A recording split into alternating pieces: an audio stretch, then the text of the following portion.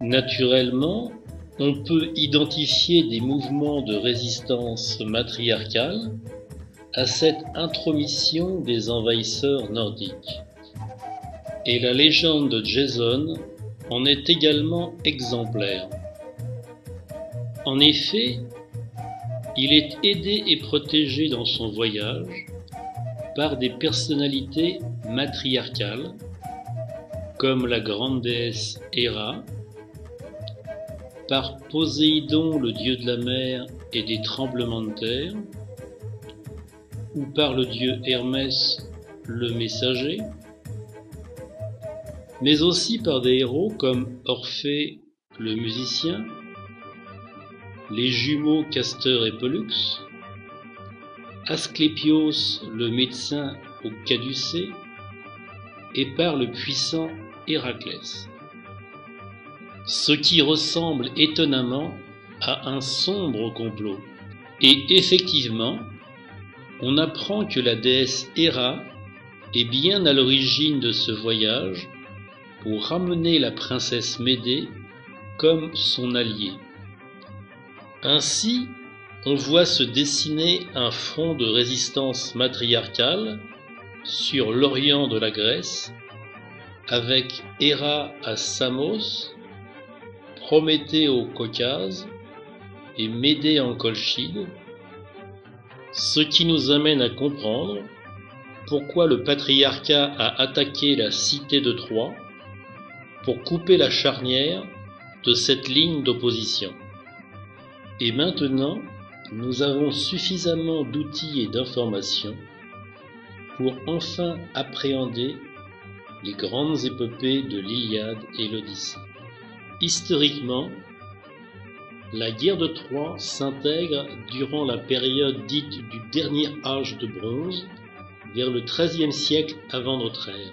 Et nous venons de signaler que l'arrivée des envahisseurs s'est faite par petites bandes sur une durée relativement longue, avec ponctuellement des coups d'État opportunistes, en profitant des concurrences matriarcales entre cités.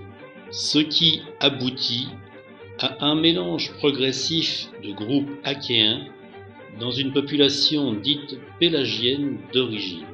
Mais, après ce lent processus, on assiste à une série d'événements qui va brusquement installer le patriarcat grec en position dominante.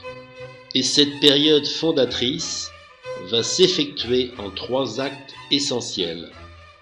Le premier de ces actes bâtisseurs s'appuie sur l'initiative du roi Pindare.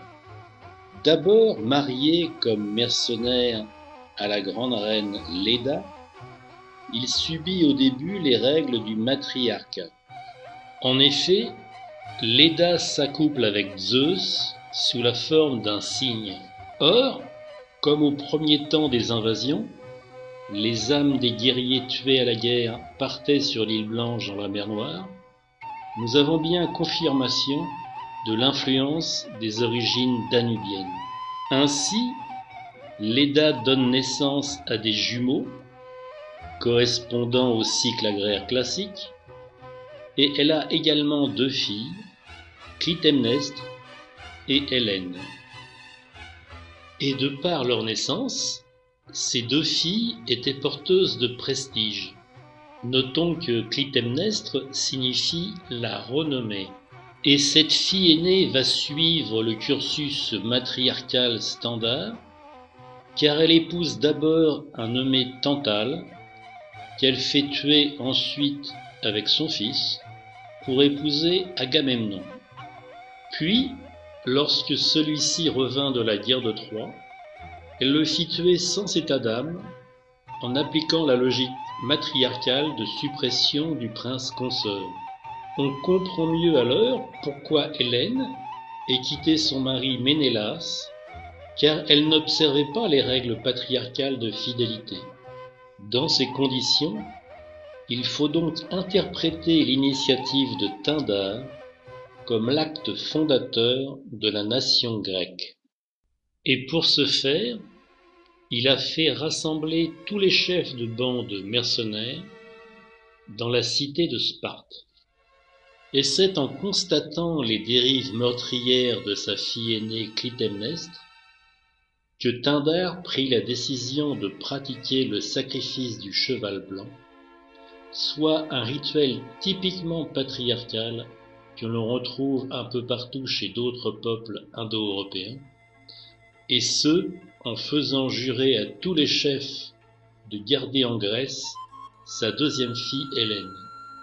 Par la suite, lorsque Hélène partit à Troie, les chefs achéens durent alors répondre de leur serment d'origine, et Agamemnon, devenu roi de Sparte après la mort de Pindare, accomplit alors le deuxième acte fondateur, soit celui du sacrifice humain de sa fille Iphigénie.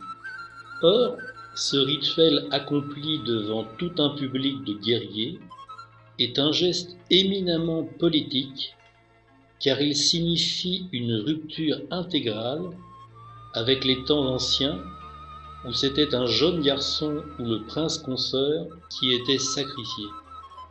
Et relevons le caractère intelligemment politique de la cérémonie, car elle est dédiée à la déesse Artémis, bien qu'ils doivent partir en mer.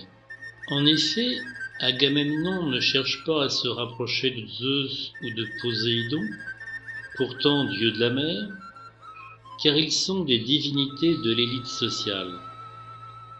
Mais il s'associe à la déesse de la chasse, cela afin de s'attacher la grande masse des soldats de base, qui sont d'abord des chasseurs. Rappelons qu'il en sera de même à la bataille de Marathon, car les Athéniens vont prier Artémis au lieu d'Athéna. Maintenant que les Grecs furent unifiés par ce sacrifice, ils partirent alors à Troie pour récupérer la grande hiérodule Hélène, mais également pour faire sauter un verrou commercial, car la cité d'Ilion gardait le passage vers la mer Noire. Suite à quoi, Hélène fut bien ramenée en Grèce. Signalons qu'au retour des Grecs, Clytemnestre va tenter de rétablir le pouvoir matriarcal en tuant Agamemnon avec son amant Égiste. Mais plus tard, c'est son fils Oreste qui va accomplir le troisième et dernier acte en tuant sa mère et asseoir définitivement le pouvoir patriarcal en Grèce.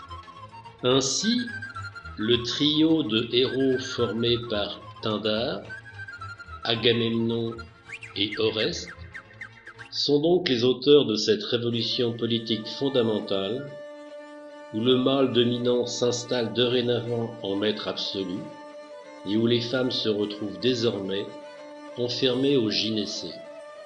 On comprend alors que la guerre de Troie n'est pas du tout une belle histoire d'amour romantique, mais quel est le fondement politique d'une nouvelle société dorénavant à base patriarcale.